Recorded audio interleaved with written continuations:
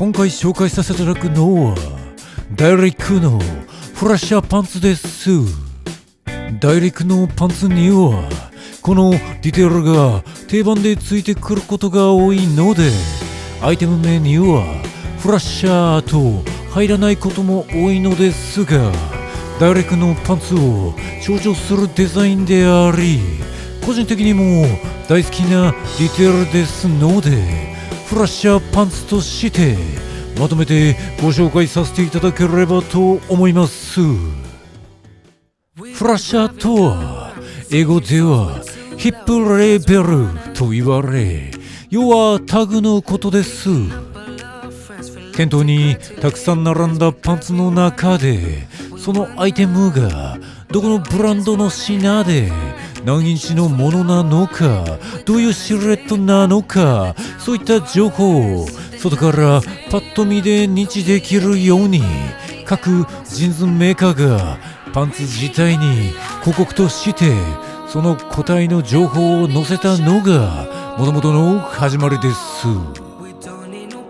そのフラッシャーはあくまで手に取ってもらうまでの広告に過ぎないので、買った後は切り取って捨てるというのが常だったわけですが、その切り取られるはずのディテールを丁寧な刺繍でスタイリッシュにデザイン組みしたパッチに変え、翻ってパンツの顔へと昇華したのがこのダイレクのフラッシャーです。世の中にはいろいろなひらめきやトンチのような出来事から優れたデザインが生まれてきたことかと思いますが、これまで誰しもが捨ててきた部分を気の利いたデザインディテールに変えたこのアイテムは、おそらくファッションの歴史を見渡してもかなり技ありの一品と言えるでしょう。とりわけボトムスにおいて柄やシルエット、形を変えるのではなく、これだけキャッチーな味付けができているのは本当にすごいと思います。情報的にはケアの方法、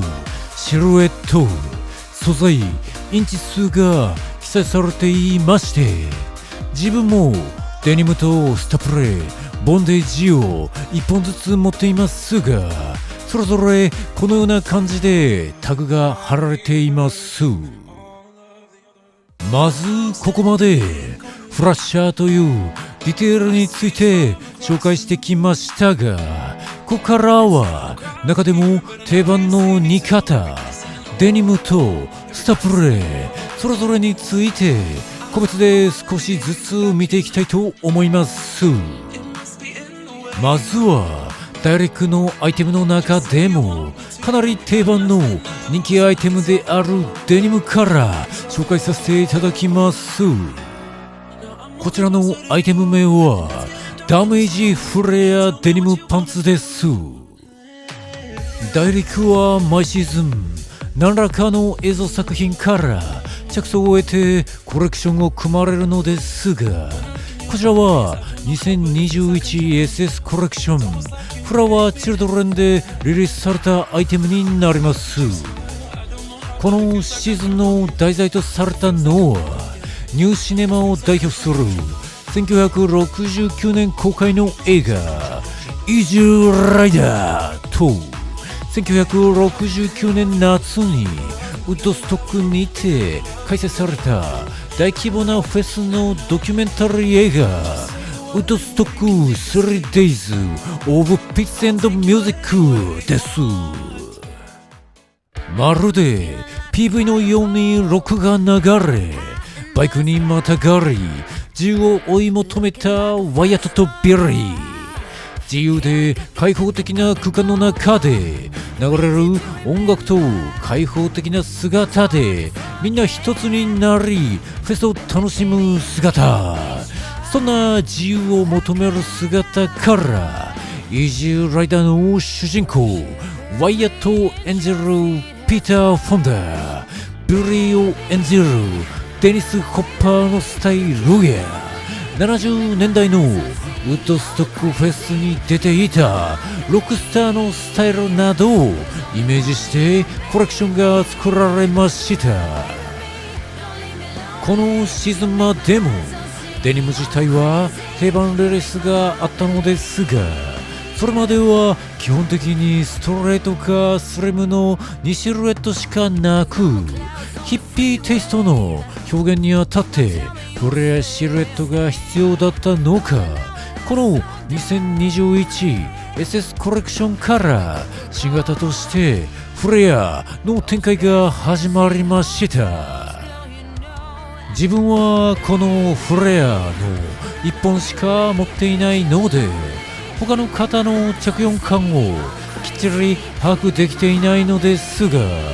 こちらのフレアは股上が少し浅めでレングスがかなり長く、少し中性的なシルエットです。この 2021SS のモデルはコレクションのイメージに寄せられたこともあって、レングスが本当に長く、ロールアップや素上げをせずにまともに履ける日本人はほとんどいないんじゃないかと思います。自分の場合は地面を吸ってパンツを履くというのがとても苦手なので、基本ロールアップで履いております。裾上げも考えましたが、このかっこいい裾のあたり加工がなくなってしまうのがあまりにももったいなくてしておりません。また大陸のパンツといえばシンチバックが切り取られたこのデザインも特徴的です。シンチバックはベルトが普及していなかった1940年代までのジーンズによく見られるウエストを締めるために使われたディテールなのですが、尖った金具がソファーを傷つけたり、洗濯の際に他の衣類を傷つけたり、不評だったことも事実で、ヴィンテージのデニムではシンチバックが大胆にカットされたものも多く発見されているらしく、それが現行のアイテムの中で表現されております。シンプルにかっこいいので、そこまで気づかずでも十分購入に足る品なのですが、そういった細かいところも丁寧に表現されているのがたまりません。そしてこのダメージ加工です。こちらのモデルは膝部分が大きくクラッシュしており、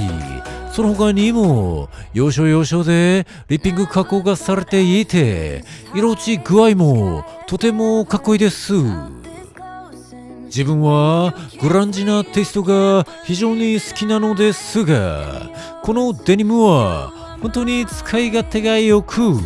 冬以外の3シーズンとてもお気に入りのアイテムです。プライス的にはこちらの加工ありのモデルは当時税込みで約5万円ほどでしたが、大陸のデニムはパッチワークのものなどシーズンごとにいろいろな種類が登場しまして、加工によってプライスはかなり前後しますので、都度チェックしていただくのがいいかと思います。お次はスタプレの方に参りましょう。もともとスタプレはリーバイス社が開発した生地のことなのですが、今ではシワにならない、型崩れしないノンアイロンで着用できるポリエステル生地を総称してスタプレと呼んでいます。そのため大陸のこちらも同じ理由でスタプレと呼ばせていただいておりますが、正式名称はフラッシャープレストパンツになります。自分の持つこちらは 2019AW コレクションアメリカンドリームでリリースされたアイテムになり、このシーズンの題材とされたのはラッパーのノトリアス B.I.G の生涯を描いた映画ノートリアス B.I.G.。80から90年代のアメリカ東海岸のヒップホップカルチャーがテーマになったその作品をイメージソースに、ニットセーターやファージャケット、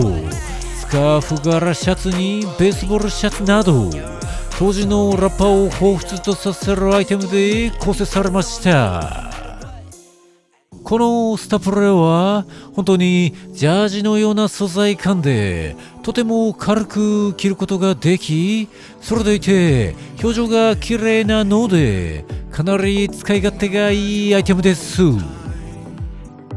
イメージ的にはラングラーのランチャードレスジーンズに近いのですが、このフラッシャーのディテールがある分だけ話しがいのあるアイテムに仕上がっております。バッチリ見えてしまうとかなりストリートな雰囲気が足されるので、それを狙いたいならパキッと見せて履けばいいし、あくまでチラ見せ程度に話題性を忍ばせるなら隠せばいいし、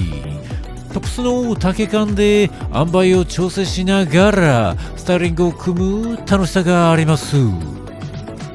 自分はせっかくなのでと派手なカラーを選んでしまったこともあり、割とスタイリングの合わせに悩んでしまって頻繁には履けていないのですが、黒とかベージュなどのオーソドックスなカラーはとても使いやすいと思います。こちらも丈は結構長めに作られておりまして、足元でたまらせることで少しフレアっぽい着こなしができる設定になっておりますが、こちらはデニムと違って裾のダメージ加工もありませんので、ジャストで着用したいという方は裾上げをしてしまってもいいのではないかと思います。こちらのスタプレに関してはシーズンごとにいろいろなカラーリングで展開されていて、同じ生地のジャケットもリリースされているので、セットアップで購入するのも一つかなと思います。ちなみにこの前最新のモデルを着用させていただきましたところ、自分の 2019AW モデルよりさらにシルエットが精査されて綺麗になっている印象でした。ダイレクは東京ファッションアワード2022においてメンズではシュガーヒル、キディル、ヨークとともに賞を取られたんですが、その受賞に伴いコレクションやアイテムの製造における支援も決まったようで、2022シーズンから素材的なクオリティも一段落上がったと言われております。どういった支援かは少しオフレコらしく口外できないのですが、よりキャリアのあるブランドの製造ラインを使ってアイテム作りをできるようになったかなんとか聞きました。なので今リリースされている同アイテムはおそらく自分が持っているものよりさらにクオリティが上がったものになっているのではないかと思います。そんなところでダイレクのフラッシャーパンツの紹介でございました。デニム、スタプレと紹介してきましたが、どちらも本当にかっこいいアイテムです。ぜひ調べてみてください。ご視聴くださり誠にありがとうございました。